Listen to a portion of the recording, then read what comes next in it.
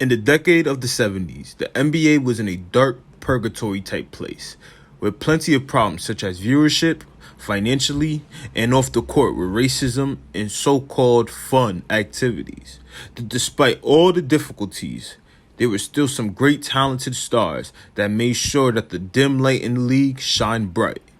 Stars like Kareem Abdul-Jabbar, Elvin Hayes, Nate Tiny Archibald, Walt Frazier, and many others that was able to produce at legendary levels to establish an imprint during the game's dark period. All those names I just stated made the illustrious league fame top 50 in 96 and top 75 a quarter century later this past season. But there is also another player who shined bright during those times, who the basketball world owes a great deal of respect towards for his impact on how the game is played today, especially amongst the guards.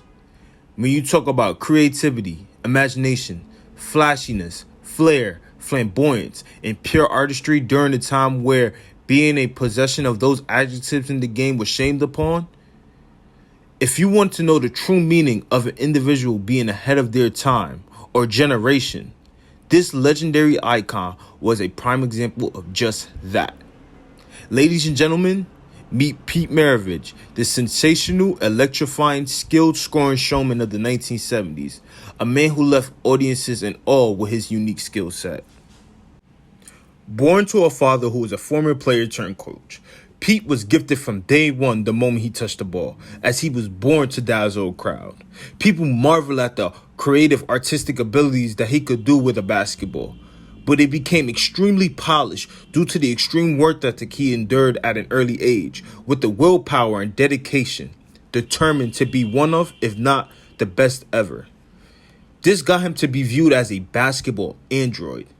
In high school, he had a tendency to shoot the ball from his side like a Western cowboy pulling out his revolver, earning the iconic nickname, the Pistol. Pete will go on to put the whole nation of America on notice of his greatness and spectacular talent, as he tagged along under the coaching tutelage of his father and attended the Louisiana State University. He would cement one of the greatest collegiate careers in NCAA history, as he would go on to hold the NCAA scoring record, as in 3 seasons on varsity, he would average an astonishing 44 points a game, being the nation's leading scorer for each season. And he would do it in a fashion that no one has ever seen before during that time from a guard. While most players had 1 to 2 signature moves that they would do all game, Pistol had an arsenal of different combos that ran deep, elevating basic ball handling to iconic measures.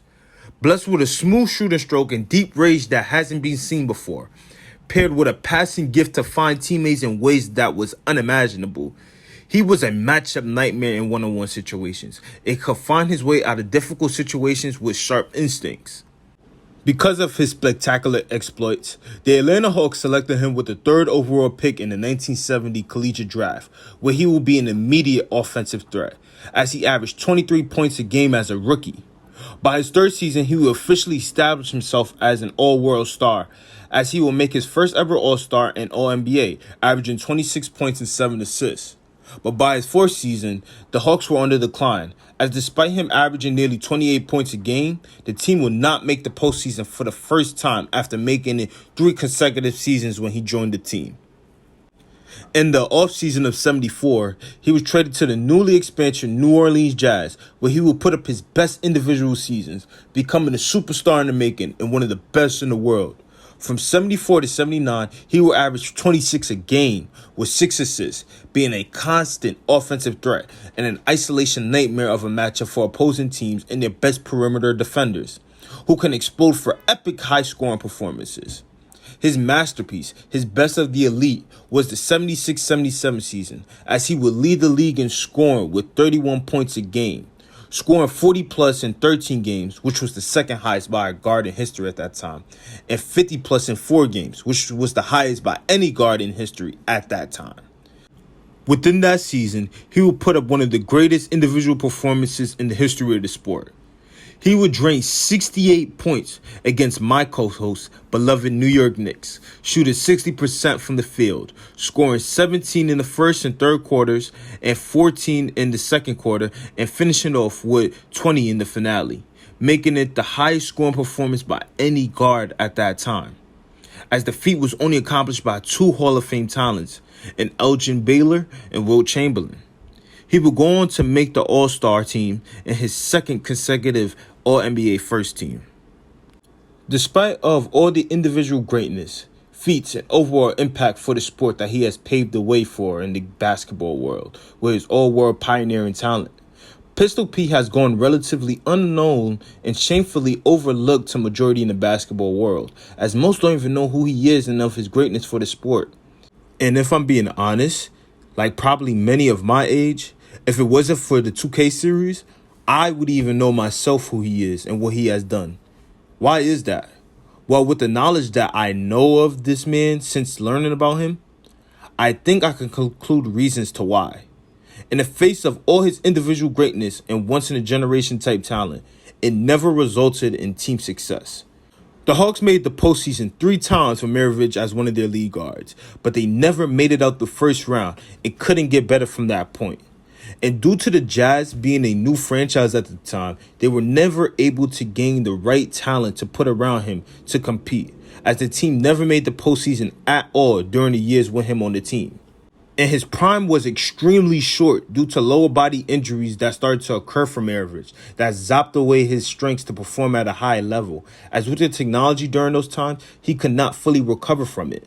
And it does not help that he was a showman during a time where being labeled as one was not an image that you would want to have as a player, especially if it proves the point to most that it does not result in winning. He will finish his career with the Celtics and call it quits after the 1980 season, finishing his career as a 5-time All-Star and a 4-time All-NBA performer. This would affect him mentally, as the game didn't feel fun anymore to him, when all he wanted to do was prove that he was a winner. He would unfortunately pass away in 1988 due to heart failure. To finish off, Pistol Pete Maravich deserves more credit and should be talked about more often in the world of basketball, as he should be held in high esteem for how he's an integral piece to how the game is played today. He was a blessed, once-in-a-generation, once-in-a-blue moon pioneering talent that was transcended. He was ahead of his time with remarkably artistic and dazzling style of play that was box office. To simply put it, if I was to take Kyrie Irving's wizard-like handles, Stephen Curry's dynamic deep-range shooting, and Steve Nash/Jason Williams' passing creativity and put it all into one, you would get Pete Maravich. That is how gifted and advanced he was. So legendary that even though he did not achieve great team success, he still has a spot in Springfield. And like those legendary names I gave earlier of stars of the 70s, just like them, he has a beautiful spot in both the top 50 and 75 in all-time sports history. Rest in beautiful peace and power, Mr. Maravich. And if you still don't believe he was that lethal, well, watch this. Oh, my God. Oh, my God. And he baited? Oh, my God. Oh, my God. Rematch! Rematch! Run this Oh my God! What the fuck? Who they called me, baby? They know the vibes.